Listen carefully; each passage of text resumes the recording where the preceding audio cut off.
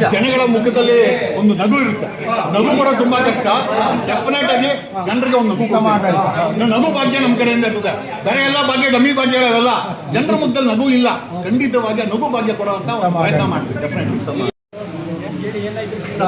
Okay sir, ನೀವು ಕೇಳ್ತಿರೋದು ಇಲ್ಲ. ಕರ್ನಾಟಕ ಬದಲಾವಣೆ ಬಯಸ್ತಾ ಇದೆ. ಪಕ್ಕದ ತಮಿಳುನಾಡಲ್ಲಿ ಒಂದು ಡಿವಿಕೆ ಪಕ್ಷ ಬಂದು ಒಂದು ದೊಡ್ಡ ಮಟ್ಟದ ಬಹುಮತದಿಂದ ಅವರನ್ನ ಸರ್ಕಾರ ಮಾಡಕ್ಕೆ ಬಿಟ್ಟಿದ್ದಾರೆ. 40-50 ವರ್ಷ ರಾಜಕೀಯ ಮಾಡಿದವ್ರನ್ನೆಲ್ಲ ಮನೆಗೆ ಸೋಲಿಸಿ ಮನೆಗೆ ಕಳಿಸಿದ್ದಾರೆ. ಇವತ್ತಿನ ಕರ್ನಾಟಕದ ಜನರ ಮನಸ್ಥಿತಿನೂ ಅಷ್ಟೇ. ಹೊಸಬರನ್ನು ನೋಡೋಕೆ ಇಷ್ಟಪಡ್ತಾ ಇದ್ದಾರೆ, ಹೊಸತನವನ್ನು ನೋಡೋಕೆ ಇಷ್ಟಪಡ್ತಾ ಇದೆ, ಹೊಸ ಯೋಚನೆಗಳನ್ನು ಇಷ್ಟಪಡ್ತಾ ಇದೆ. ಭ್ರಷ್ಟಾಚಾರ ಮುಕ್ತವಾದಂಥ ಆಡಳಿತವನ್ನು, ಮಾಫಿಯಾ ಮುಕ್ತ ಆಡಳಿತವನ್ನು, ಡ್ರಗ್ಸ್ ಮುಕ್ತ ಸಮಾಜವನ್ನು, ಸುರಕ್ಷಿತವಾದಂಥ ಸಮಾಜವನ್ನು. ನೆನ್ನೆ ಒಂದು ಗ್ಯಾಂಗ್ರೇಪ್ ಆಗಿದೆ ಬೆಂಗಳೂರಲ್ಲಿ. ಏನು ಪ್ರಿಯಾಂಕಾ ಖರ್ಗೆ ಆಗ್ಬಿಟ್ರೆ ಅಂತೂ ಏನು ನಮ್ಮ ಬಾಸ್ ಆಗ್ತಾ ಇದ್ದಾರೆ ಅಂತ ಏನು ಮಾಧ್ಯಮಗಳಲ್ಲಿ ಹೇಳಿದ್ದೆ. ದಾವಣಗೆರೆಯಲ್ಲಿ ನೆನ್ನೆ ಒಂದು ಗ್ಯಾಂಗ್ರೇಪ್ ಆಗಿದೆ. ಅಲ್ರಿ, ನೀವು ಯಾವ ಹೋಮ್ ಮಿನಿಸ್ಟರ್ ಆದರೂ, ಯಾವೊಂದು CM ಆದರೂ, ನಾನು ಈ ಪದ ಯಾಕೆ ಬಳಸ್ತಾ ಇದ್ದೀನಿ ಅಂತಂದರೆ, there is no security in Karnataka. ಸುರಕ್ಷೆ ಅನ್ನೋದು ಬರೀ ರಾಜಕಾರಣಿಗಳಿಗೆ, ಅಧಿಕಾರಿಗಳಿಗೆ. ಯಾಕಂದರೆ ಹಿಂದೆ ಮುಂದೆ ಪೊಲೀಸರು ಹಾಕೊಂಡು ಓಡಾಡ್ತಾರೆ. ಜನರಿಗೆ ಯಾವುದೇ ರೀತಿಯ ಸುರಕ್ಷತೆ ಅನ್ನೋದು ಇಲ್ಲ. ಜನರಿಗೆ ಒಂದು ಭರವಸೆ ಅನ್ನೋದಿಲ್ಲ. ಪ್ರತಿದಿನ ಬೆಳಗ್ಗೆ ಆದರೆ ಬೆಲೆ ಏರಿಕೆ, ಅಲ್ಲಿ ಕೊಲೆ ಆಯಿತು, ಇಲ್ಲಿ ಕೊಲೆ ಆಯಿತು, there no law and order problem. ಆಮೇಲೆ ಎಲ್ಲದಕ್ಕಿಂತ ಹೆಚ್ಚಾಗಿ ನಾವು ದುಡ್ತಾ ಇರೋವಂಥ ಸಂಪಾದನೆ ಏನಿದೆ ಅದು 30 ದಿವಸದ ಸಂಪಾದನೆ ಇವತ್ತು 1 ದಿವಸ, 2 ದಿವಸ, 3 ದಿವಸಕ್ಕೇನೋ ಖಾಲಿ ಆಗ್ತಾ ಇದೆ. ಜನರ ಜೇಬಲ್ಲಿ ದುಡ್ಡಿಲ್ಲ, ಜನರ ಬ್ಯಾಂಕಲ್ಲಿ ದುಡ್ಡಿಲ್ಲ, ಸಾಲ ಇದೆ ಅವ್ರ ಹತ್ರ. ಆಮೇಲೆ ಇಷ್ಟೆಲ್ಲ ಮಾಡ್ಕೊಂಡು ನಾನಾ ಸೆಗ್ಮೆಂಟ್ಸ್ ಇದೆ ಯುವಕರಿಗೆ. ಇದು ಕಾಂಗ್ರೆಸ್ ಪಕ್ಷ ಮ್ಯಾನಿಫೆಸ್ಟೋದಲ್ಲಿ 3 ಲಕ್ಷ ಸರ್ಕಾರಿ ಉದ್ಯೋಗಗಳನ್ನು ಭರ್ತಿ ಮಾಡ್ತೀವಿ ಅಂತ ಹೇಳಿ ಮ್ಯಾನಿಫೆಸ್ಟೋದಲ್ಲಿ ಅನೌನ್ಸ್ ಮಾಡಿ ಇವತ್ತಿಗೆ 4ನೇ ವರ್ಷ ನಡೀತಾ ಇದೆ. ಅಲ್ಲಿ ಧಾರವಾಡದಲ್ಲಿ ಹುಡುಗರು ಸರ್ಕಾರಿ ಕೆಲಸ ಬೇಕು ಅಂತ ಅಲ್ಲಿ ಏನೋ ಪ್ರೊಟೆಸ್ಟ್ ಮುಷ್ಕರ ಮಾಡಿದ್ರೆ ಅಲ್ಲಿರೋ ಕಮಿಷನರ್ ಶಶಿಕೇಳಿ ಚೆನ್ನಾಗಿ ಲಾಠಿ ಹೊಡೆದು ಕಳಿಸ್ತಾರೆ. ಈ ರೀತಿ ಸುಳ್ಳು ಭರವಸೆಗಳನ್ನು ಕೊಟ್ಟು ಸುಳ್ಳನ್ನು ಹೇಳ್ಕೊಂಡು ಇವತ್ತು 3 ಪಕ್ಷದ ರಾಜಕಾರಣಿಗಳು ಸಾವಿರಾರು ಕೋಟಿ ಆಸ್ತಿ ಮಾಡ್ಕೊಂಡಿದ್ದಾರೆ. ಜನರ ಜೇಬಲ್ ದುಡ್ಡಿಲ್ಲ, ಜನರು ಆರ್ಥಿಕವಾಗಿ ಕುಗ್ಗೋಗಿದ್ದಾರೆ. ಓದಲಿಕ್ಕೆ ನಮ್ಮ ಕರ್ನಾಟಕದಲ್ಲಿ ಸರ್ಕಾರದ 45,000 ಶಾಲೆಗಳಿದೆ. 45,000 ಶಾಲೆಗಳು ಸಹ ಶಿಥಿಲಗೊಂಡಿದೆ, ಬೀಳೋ ಪರಿಸ್ಥಿತಿಯಲ್ಲಿದೆ. ಶಾಲೆಗಳಲ್ಲಿ ಮಕ್ಕಳು ಓದ ಕಡಿದ್ದಾರೆ, ಶೌಚಾಲಯಗಳಿಲ್ಲ, ಜಾಗ ಇಲ್ಲ, ಸೋರ್ತಾ ಇರುವಂಥ ಶಾಲೆಗಳು. ಎರಡೂ ಇದ್ರೂ ಕೂಡ ಮೇಷ್ಟ್ರುಗಳಿಲ್ಲ.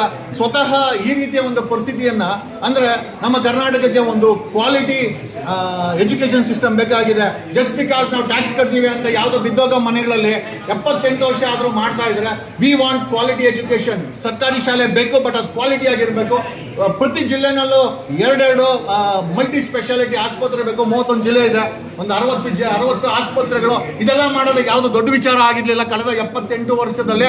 ಇವ್ರಿಗಳೆಲ್ಲ ಅವ್ರ ಆಸ್ತಿಗಳನ್ನ ಜಾಸ್ತಿ ಮಾಡ್ಕೊಂಡ್ರೆ ಹೊರತು ಜನರಿಗೆ ಪಕ್ಕದಲ್ಲಿರೋ ಭೂತಾನು ಜನರಿಗೆ free education, free health segment ಕೊಟ್ಟಿದೆ. ನಮ್ಮ ದೇಶದಲ್ಲಿ 78 ವರ್ಷ ಆದರೂ ಕೂಡ ಇವತ್ತು ನಾವು ಸರ್ಕಾರಿ ಆಸ್ಪತ್ರೆಗೆ ಹೋದ್ರೆ ಅಲ್ಲಿ ಸರ್ಜನ್ ಇರಲ್ಲ, ಪ್ಯಾರಾಮೆಡಿಕಲ್ ಸ್ಟಾಫ್ಸ್ ಇರಲ್ಲ. ಅಲ್ಲಿ ಎಲ್ಲ ಇತ್ತು ಅಂದರೆ ಆಪರೇಷನ್ ಥಿಯೇಟರ್ ಇರಲ್ಲ, ಎಲ್ಲ ಇತ್ತು ಅಂದ್ರೆ ಔಷಧಿಗಳಿರಲ್ಲ. ಇವನ್ ಕಿದ್ವಾಯ್ತು ಕೂಡ ನಾವು ಎಕ್ಸ್ಪೋಸ್ ಮಾಡಿ ತೋರಿಸಿದ್ವಿ. ಸೊ ಈ ಪರಿಸ್ಥಿತಿನಲ್ಲಿ ಜನರಿಗೆ ಪುಕ್ಸಟ್ಟೆ ಕೊಡ್ತಾ ಇರೋಂಥ ಮೆಡಿಕಲ್ ಆಸ್ಪತ್ರೆಗಳ ಸ್ಥಿತಿ ತುಂಬ ಕೆಟ್ಟವಾಗಿದೆ. ಮತ್ತು ಪ್ರೈವೇಟ್ ಆಸ್ಪತ್ರೆಗಳಲ್ಲಿ ಕೋಟ್ಯಾಂತರ ರೂಪಾಯಿ ಬಿಲ್ ಆಗುತ್ತೆ. ಈ ಪರಿಸ್ಥಿತಿನಲ್ಲಿ ಜನರು ಬರೀ ತೆರಿಗೆ ಕಟ್ತಾರೆ. ಆ GST ಕಟ್ಟು, ಈ GST ಕಟ್ಟು, ಬರೀ GSTಗಳನ್ನ ಕಟ್ಟಿ ಜನರ ಜೇಬಲ್ಲಿ ದುಡ್ಡಿಲ್ಲ.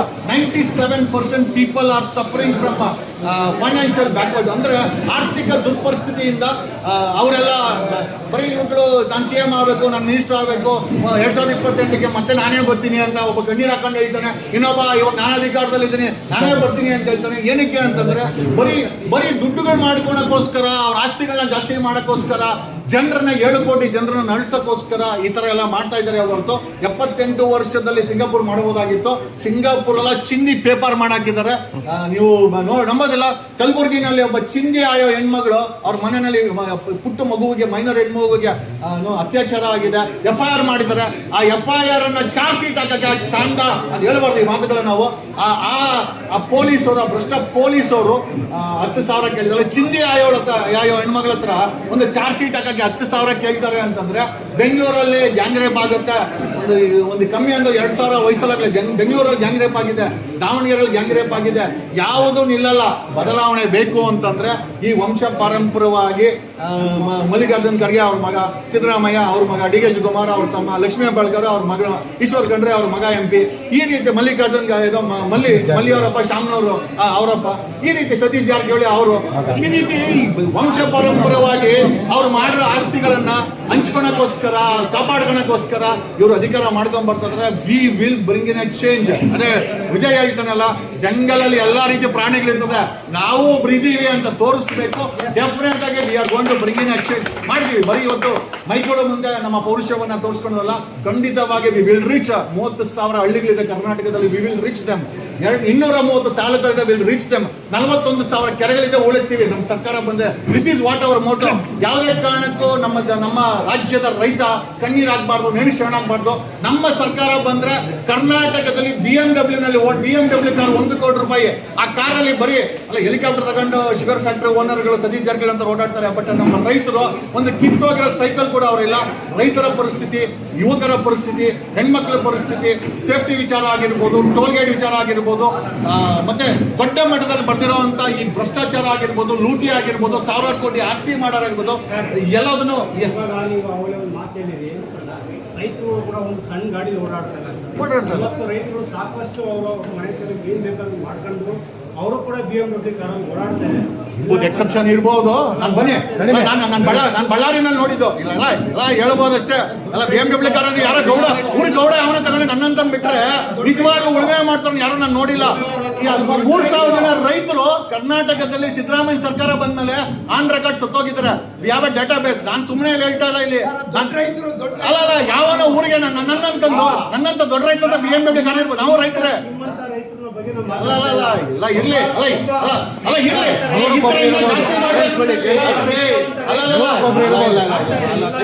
ಇರ್ಲಿ ಬಿಡಿ. ನಿಮ್ ವಿಚಾರ ನಾವು ಅದ್ರ ಬಗ್ಗೆ ಮಾತಾಡಕ್ ನಾನು ಮಾಡ್ತಾರೆ ರಾಜಕೀಯ ಹೋರಾಟ ಅಲ್ಲ ಇಲ್ಲಿ. ನಾನು ಮಾಡ್ತಾರೆ ರಾಜಕೀಯದಿಂದ ನನ್ನ ರಾಜಕೀಯ ಭಾಷೆ ಇದೇ ತರ ಇರ್ತದೆ.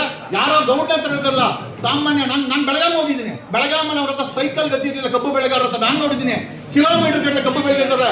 ನಾನು ಪ್ರಾಕ್ಟಿಕಲ್ ಆಗಿ ನೋಡಿದ್ರೆ ಇದನ್ನೆಲ್ಲ ಹೇಳ್ತಾ ಇಲ್ಲ. 3,000 ಜನ ಸತ್ತೋಗಿದ್ರೆ ಯಾರು ಅವರೆಲ್ಲ ಊರ್ ಗೌಡ್ರ BMW ಕಾರ್ಯಕ್ರಮ ಸತ್ತೋಗಿರೋರೆಲ್ಲ ಬಡ ರೈತನು. ಅವನು ಬೆಳೆ ಇಕ್ಕಬೇಕು ಅಂದ್ರೆ ಬಡ್ಡಿ ತಗೊಬೇಕಾಗತ್ತೆ, ಕೊಡೋನು ಅಲ್ಲಿರೋ ದೊಡ್ಡವನು. ಹಾಗಾಗಿ ನಮ್ಗೆಲ್ಲ ಗೊತ್ತಿದೆ. ನಾನು ಪ್ರಾಕ್ಟಿಕಲ್ ಆಗಿ ಸಮಾಜವನ್ನ ವೆರಿಫೈ ಮಾಡಿ ಮಾತಾಡ್ತಾ ಇರೋನು. ಯಾರ ಡಿ.ಕೆ. ಶಿವಕುಮಾರ್, ಸತೀಶ್ ಜಾರಕಿಹೊಳಿ ಹತ್ರ ಇರ್ಬೋದು ಹೆಲಿಕಾಪ್ಟರ್, BMW ಕಾರು. ಸಾಮಾನ್ಯ ಜನತೆ ಯಾವ ಹತ್ರನೂ ಇಲ್ಲ. ಇದು ನಾನು ಗಂಟಾ ಘೋಷವಾಗಿ ಹೇಳ್ತೀನಿ. I can tell this openly. I don't have any issues. Okay, ಆರ್ಗ್ಯುಮೆಂಟ್ಗೆ ಯಾವನ ಚಾನಲ್ ಬನ್ನಿ. ಇಲ್ಲಲ್ಲ, ಇಲ್ಲಿ ನಮ್ಮ ವಿಚಾರ ಮಾತಾಡ್ತಾ ಇರೋದು. ಓಕೆ, ಆಮೇಲೆ ದಿಸ್ ಈಸ್ ಆಂಗರ್. ನಾನು ಏನಕ್ಕೆ ಹೇಳ್ತಾ ಇದ್ದೀನಿ ಅಂತ, ಒಬ್ಬ ಸಾಮಾನ್ಯ ಮನುಷ್ಯನ ಕೋಪ ಇದು, ನಂದಲ್ಲ ಕೋಪ ಇದು. ನನಗೆ ದೇವ್ರು ಕೊಟ್ಟಂಗೆ ಎಲ್ಲ ಇದೆ. ಬಟ್ ಆದ್ರೆ ಇವತ್ತಿನ ಈ ರಾಜ್ಯ ಜನರ ಪರಿಸ್ಥಿತಿ ನೋಡಿ, ನಾವುಗಳು ಸುಮ್ಮನೆ ಮನೇಲಿದ್ದವ್ರು ಇವತ್ತು ಪಕ್ಷ ಮಾಡಿ ಜನರ ಮುಂದೆ ಹೋಗುವಂತ ಪರಿಸ್ಥಿತಿ ಬಂದಿದೆ. And that is the reason we are there. We will make it. ಇಲ್ಲಿ ವಂಶ ಪರಂಪರೆ ಮಾಡ್ದನಲ್ಲ, 2028ಗೆ ಯಾರು CM ಆಗ್ತಾರೆ, ಯಾರು ಅಧಿಕಾರಕ್ಕೆ ಬರ್ತಾರೆ, ಜನ ಡಿಸೈಡ್ ಮಾಡ್ತಾರೆ, ನಾನು ಅಲ್ಲ. ಬಟ್ ನಾವು ಒಂದು ಅವಕಾಶವನ್ನ, ನಾವು ಒಂದು ಇದನ್ನ ಮಾಡ್ತಾ ಇದ್ದೀವಿ ಅಂತ ಹೇಳ್ತಾ ಐ ಥಿಂಕ್